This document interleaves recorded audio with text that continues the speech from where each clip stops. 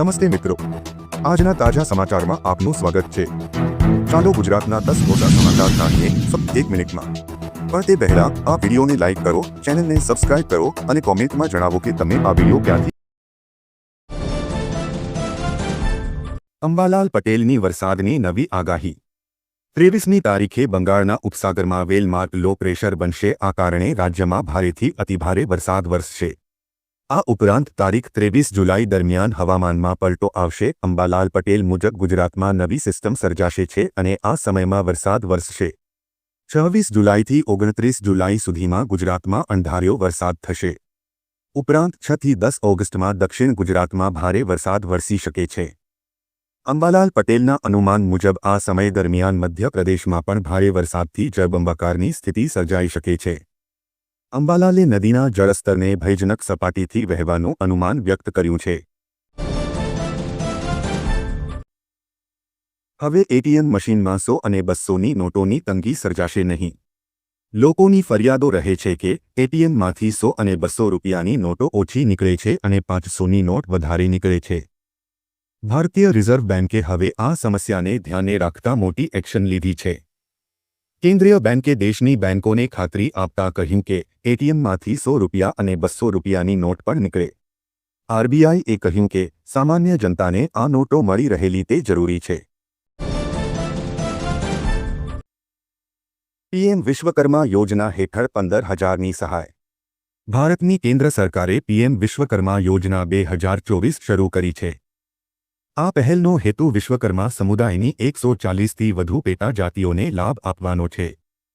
આ યોજના આ સમુદાયોને ન્યૂનતમ વ્યાજ દરે લોન અને અન્ય વિવિધ સરકારી લાભો ઓફર કરે છે। આ ઓફરોનો લાભ લેવા માટે પાત્ર ઉમેદવારો ઓનલાઈન અરજી કરી શકે છે। વડાપ્રધાન નરેન્દ્ર મોદી દ્વારા 1 ફેબ્રુઆરી 2023ના રોજ રજૂ કરવામાં આવેલી પીએમ વિશ્વકર્મા યોજના લાયક લાભાર્થીઓને વ્યાપક તાલીમ કાર્યક્રમો પ્રદાન કરવા માટે ડિઝાઇન કરવામાં આવી છે। તાલીમ દરમિયાન સહભાગીઓને ₹500નું દૈનિક ભથ્થું મળે છે।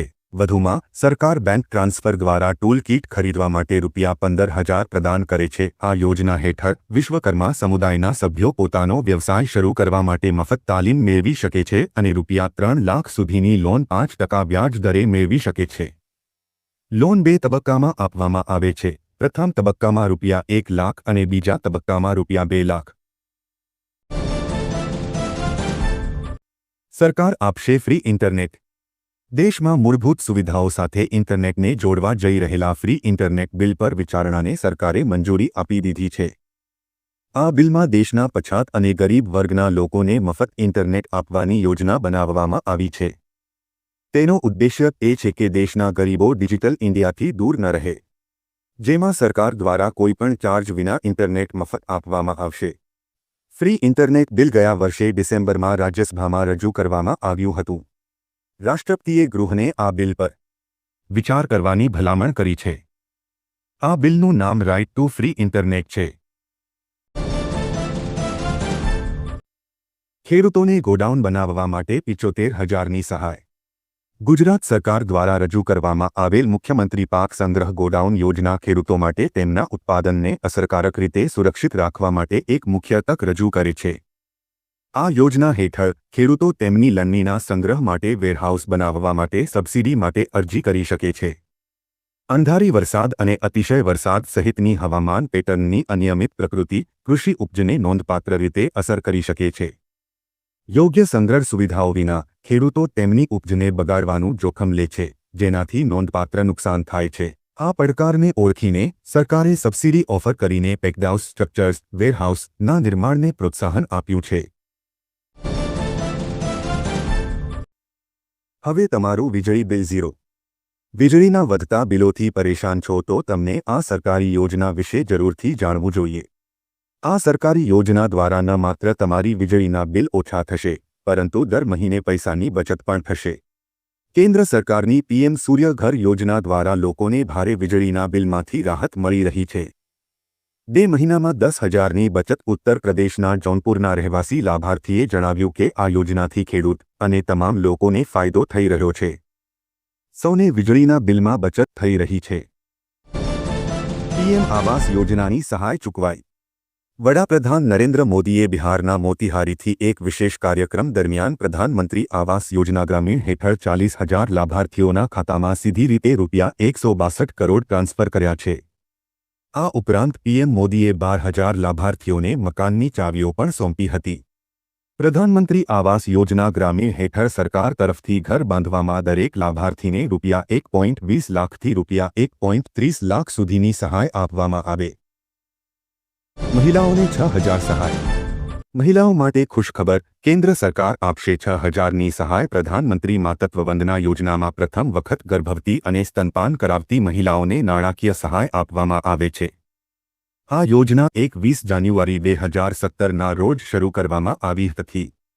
તે પ્રધાનમંત્રી ગર્ભાવસ્થા સહાય યોજના તરીકે પણ ઓળખાય છે। આ યોજનાનો મુખ્ય હેતુ માતા અને બાળક બંનેની સારી સંભાળ લેવાનો છે, જેના માટે સરકાર તમને રૂપિયા 6,000ની આર્થિક સહાય આપે છે, જેમાં પ્રથમ તબક્કામાં 1,000 રૂપિયા, બીજા તબક્કામાં 2,000 રૂપિયા અને ત્રીજા તબક્કામાં 2,000 રૂપિયા ગર્ભવતી મહિલાઓને આપવામાં આવે છે। તે જ સમયે સરકાર બાળકના જન્મ સમયે હોસ્પિટલમાં છેલ્લા 1,000 રૂપિયા આપે છે। આમ આ યોજના હેઠળ પ્રથમ વખત સ્તનપાન ધરાવતી ગર્ભવતી મહિલાઓને 6,000 રૂપિયાની આર્થિક સહાય આપવામાં આવે।